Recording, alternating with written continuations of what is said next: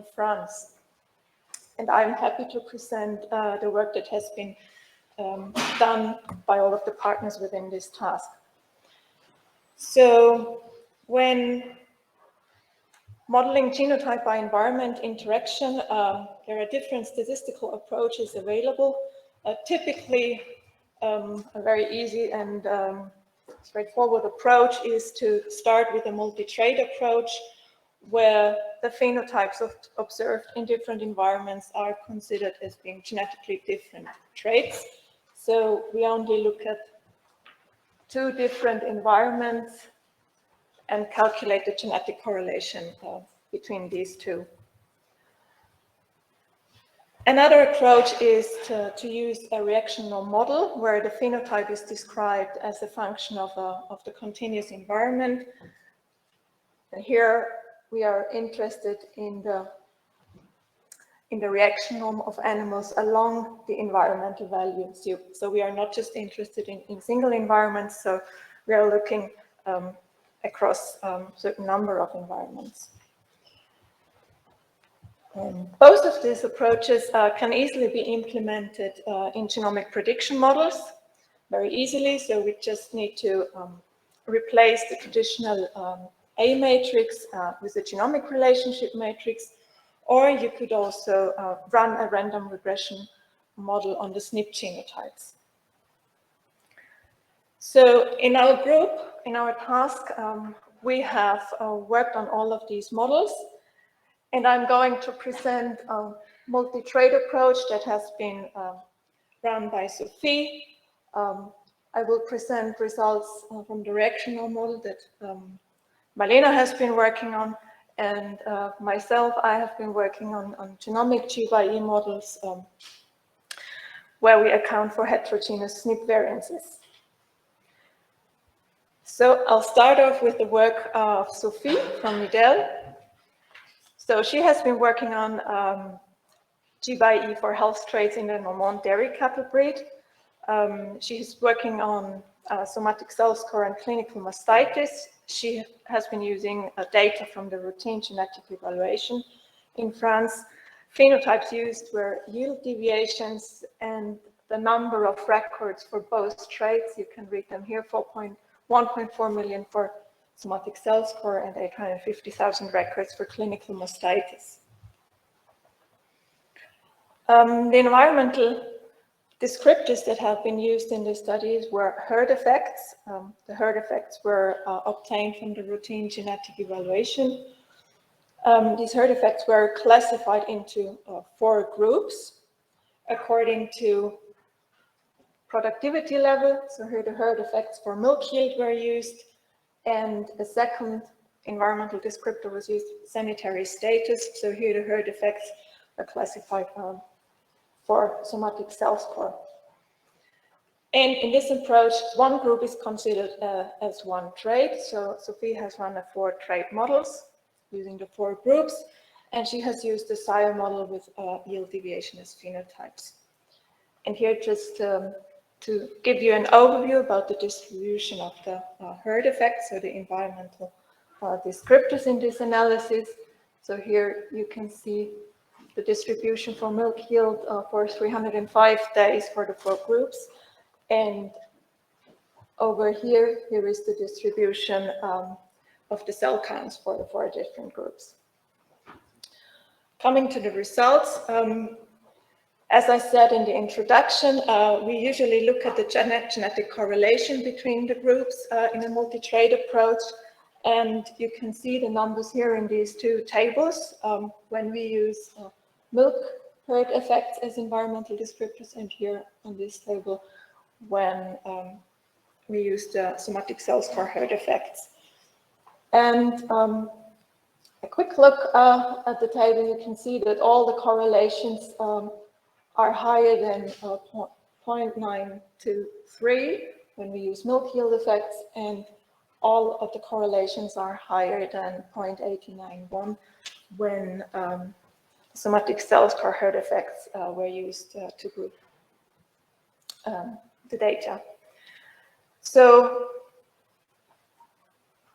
Here, the results show that there are only slightly GxE effects there, and what Sophie observed as well, some scaling effects, so that means that higher genetic variants were observed in the groups with higher herd effects. And here are the results for clinical mastitis. They are similar as for somatic cell score. Here the correlation was, all the correlations were higher than 0.929, and for the somatic cell score herd effects, the correlations were higher than 0.886. So there could be some GxE, especially when you compare the very extreme groups of environments, but in general, no considerable GxE has been observed. So now we come to the analysis that Malena has carried out. So she's working on FLECFI data from the routine breeding value estimation. She has access to test day records from 2013 to 18. The phenotypes used in this study are yield deviations for the first test day for milk, fat, and protein yield in first lactation. She has access to weather station data from more than 200 weather stations in Bavaria. So there was access to temperature and humidity data on an hourly basis. And she has used those kind of data to study resilience when weather changes or extreme weather situations have occurred. So the environmental descriptors that have been used in this study, Malena has carried out really a comprehensive study and compared really a variety of environmental descriptors. So the first three are based on data that are available either from the breeding value estimation and from traits that are routinely available. So the one is the herd year solution for sum of fat and protein, then the herd year solution for milk yield, and then the fat protein ratio. And then she also looked at height above sea level at the farm location. And she also looked at the proportion of permanent grassland area to the sum of the permanent grassland area plus the fodder maize area. And then using the weather station data, she has calculated a number of THI, temperature humidity index values to see whether there were any GxE effects observable there. So she has used the average THI on the test day in first lactation. She also calculated a THI based on 3 days before the test day. She looked at THI between 10 a.m. and 4 p.m. on the first test day. And she also looked at the number of hours with an hourly THI of greater than 60 on the first test day. Oops. Here is the model that she has used. She has used the reaction of sire model. So here is the phenotype that has been used. So that's the yield deviation for first test day of daughter J within sire A and the random error class K. Here, this part are regressions on the test day. This part of the model describes that is a fixed regression on the environmental value of order Q, sorry. And here, this part are the random regressions on the environmental value of order Q, where the genetic part comes in. And Malena has compared both. So she has run linear models and also run quadratic regression models. And depending on the better model fit or the significant, whether there was a significant difference between the models, she either decided to go for a linear or a quadratic model. So here are the first results when we look at the genetic correlation between environments for protein kilogram for the first test day. And she has calculated the genetic correlation of all combinations of values between the 0.1 and the 99.9 quantile of the environmental descriptor. So you can see this on these heat maps here. And this is for the first 3 environmental descriptors. So we have the herd season effects for fat and protein sum, in the middle for milk yield, and on the other hand for fat protein ratio. And as you can see, for all these 3 environmental values, the correlations were all higher than 0.70 here for the herd season effects. And the smaller correlation for the fat protein was 0.65. So we can only see, we could assume slight GxE effects on very extreme environments. So the majority of the data, so the correlations are very high. And here are the results presented for the temperature humidity index environmental descriptors, and for all 4 different GHI values that she has used in her studies, correlations were very high. As you can see, really in all of them, the correlations were higher than 0.91 here, and here higher than 0.29, and here the correlation was higher than 0.978. So here we don't see any signals of GxE on protein kilogram. Marlene has then also calculated breeding values for the bulls along the environmental values. So she has drawn the reaction norms for the sires. Here the plots show reaction norms for about 2,000 bulls with at least 40 daughters with observations in the analysis. In red, you can see the 10 bulls where the breeding values have changed most across the environment, and in blue, you can see the 10 bulls where the breeding values have changed least. And for the environmental descriptor herd season effects, we see, well, okay, there is some re-ranking when you look at the red reaction norms are over here for fat protein ratio. But again, well, it's not that the majority of bulls will have different breeding values in different environments. And here, just for completeness, as expected, for temperature humidity index traits, we see really very flat reaction norms across the environments. Good. Now, coming to genomic approaches to model GxE, I have been working on modeling genomic GxE in an Irish crossbred beef dataset. So where we want to first see whether there any GxE exists in this dataset, and whether we can increase the accuracy of genomic GxE models when we account for heterogeneous SNP variances.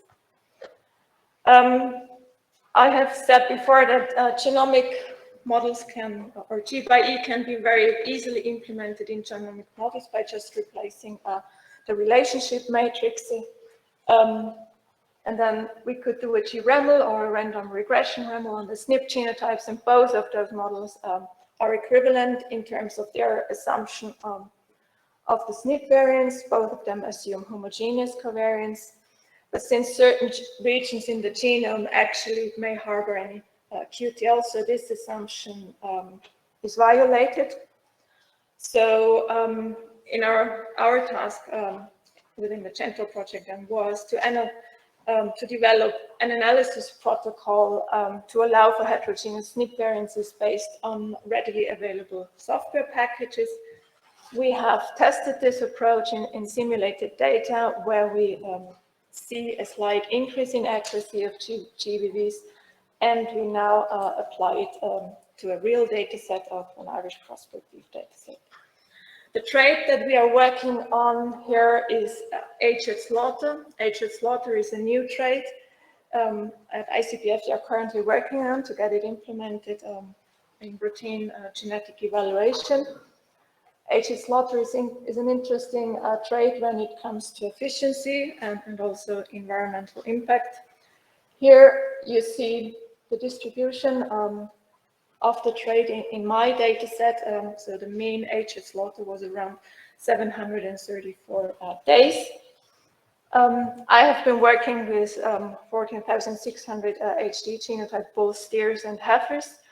For the GxE analysis, we have calculated yield deviations for the trait, and we have used contemporary group effects as continuous descriptor of the environment. To give you an idea about this data set, it's, as you can see from this plot, so here PCA analysis on the genomic relationship matrix is shown, where just the purebred animals are shown. So in total, we have 12 breeds included, where the main breeds are Limousin, Angus, Holstein, and Charolais. And then the data set, in addition, includes this yellow part, and these are animals, all crossbred animals of all versions that you can, all crosses that you really can think of. So it's a mixture of everything.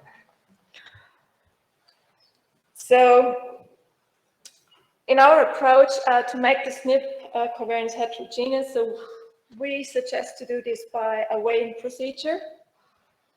So we split the data set of interest into two parts, where we use the first data set to estimate SNP effects assuming equal covariances for all SNP. And then based on those results, we calculate SNP-specific weights within environment. And then using the second data set, so we estimate genomic breeding values in the second data set, applying those weights that we have obtained from the first data set. So we have set up a validation study for the Irish data set. And the first step was how do we assign these crossbred animals to dataset 1 and dataset 2. And we have done a k-means clustering approach on the herd genotypes. So we have calculated the mean genotypes per herd, set up the GRM genomic relationship matrix, and then run the k-means clustering approach. And then based on those results and the PCA results and the average gene proportion of each breed in each of this k-means clustering groups, we then have assigned the animals or the herds to the data sets.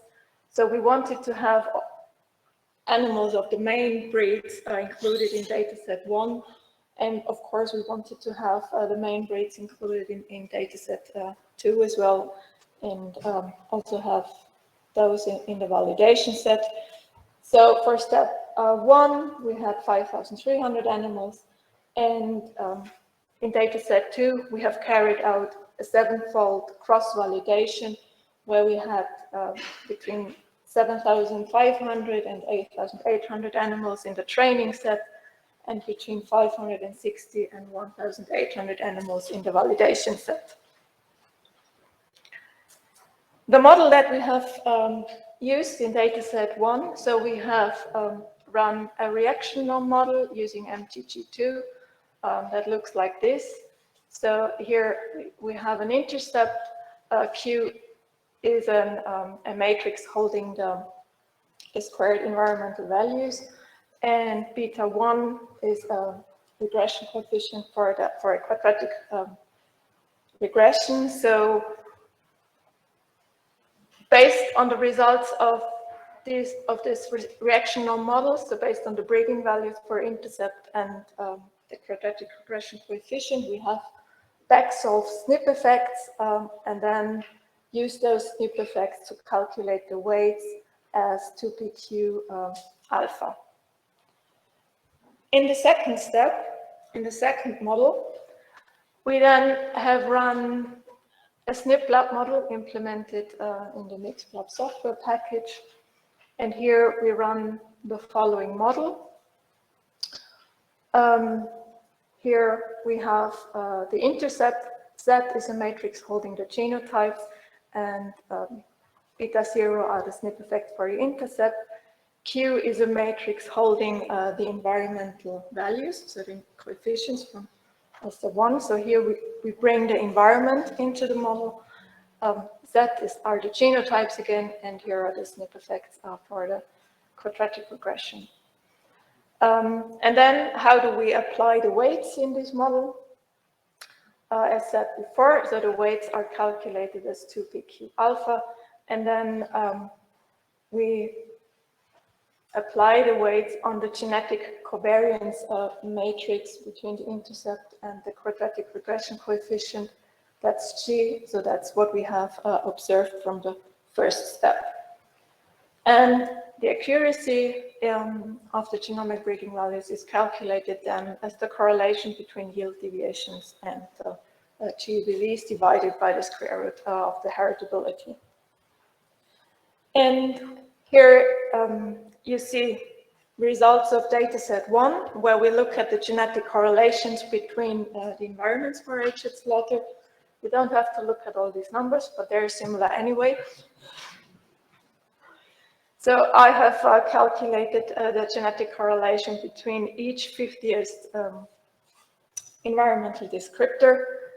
And well, as we have seen in the results of the studies before, so we do not really see a large amount of GxE. So in my study here, the lowest correlation between different environments was 0.89.